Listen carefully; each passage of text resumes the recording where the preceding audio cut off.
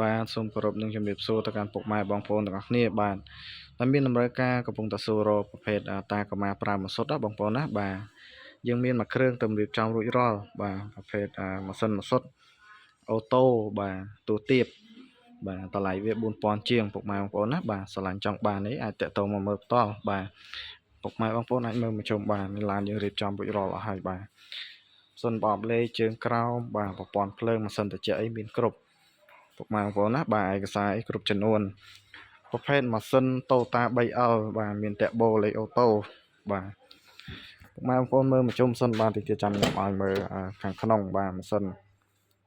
ពុកម៉ែបងប្អូនណាបាទខាងក្នុងអីនៅស្អាតបាទសិនជាអីត្រជាក់បាទណា